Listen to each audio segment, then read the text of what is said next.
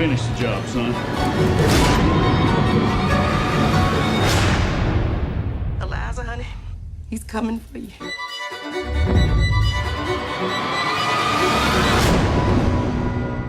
Hey Mojoholics, I am Rebecca, and with me as always is resident movie reviewer Eric Cohen, and welcome to Mojo at the Movies. Today, Eric's going to tell us 3 reasons that you guys need to see Shape of Water. Shape of Water, new movie from Guillermo Del Toro, and that's reason number 1 is Guillermo Del Toro. This guy really, as a director, he skips around from style to style and from genre to genre. I mean, he's done comic book heroes with Hellboy. He's done kaiju movies with Pacific Rim. Pan's Labyrinth is like dark fantasy thriller. I don't even know. Yeah. And Crimson Peak is a horror movie. Yeah. And so this one is a romantic movie involving a sea creature. Obviously. As you do. But it works because he always, even though he really jumps around from style to style, there's a signature feel to his movies. There's always something fantastic or fantastical. And they always have some sort of weird creature that's a little bit marginalized from society. So this fits right in, and apparently his next movie actually is going to be Pinocchio. So oh my goodness. I don't know what he's going to do with Pinocchio, but everything fits.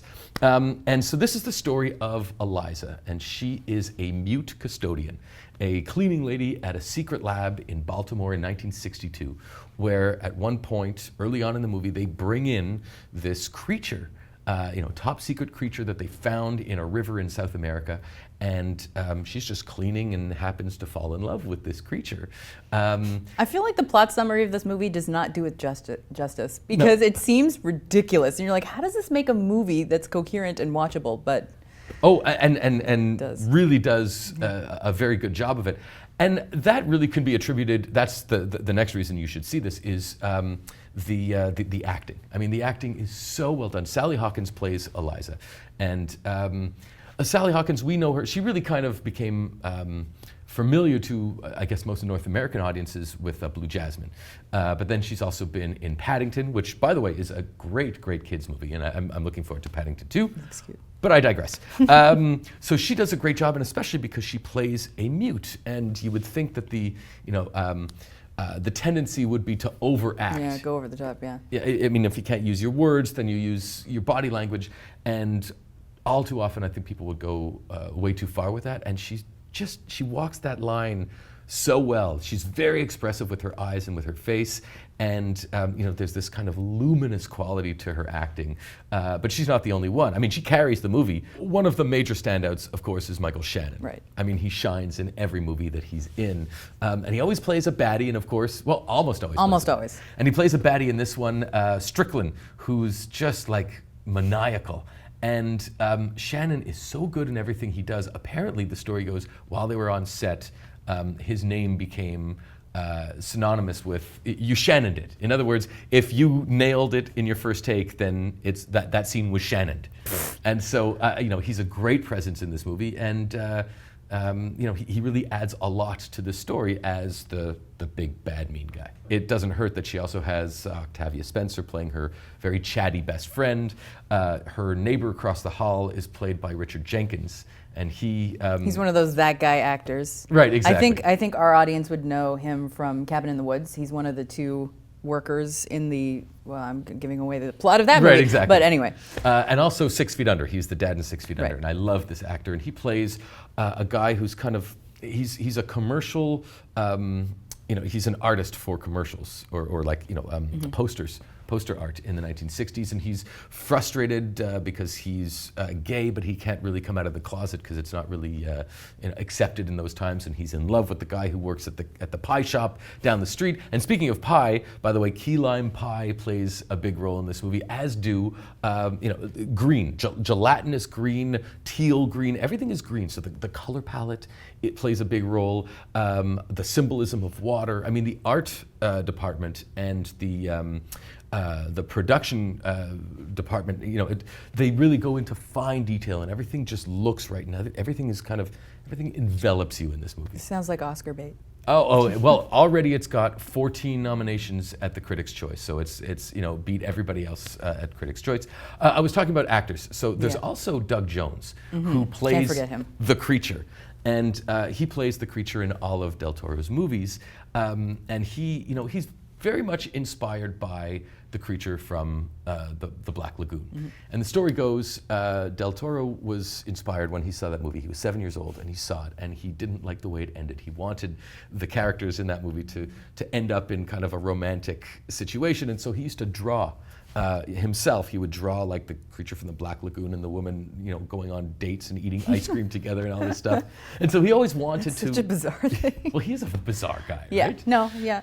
Fair. And so he was having a meeting with one of the writers from Troll Hunters, who said, "Yeah, I have this idea about a woman working in a lab who brings home a creature that is being tested on." And Del Toro right there just Sold. said, "Yeah, he bought it from him right there." He said, "That paragraph, I just want to buy that from you," and that became the impetus for this. So this movie, I mean, the character of the creature is inspired by the creature of the Black Lagoon, and apparently Del Toro also instructed Doug Jones to think about the Silver Surfer.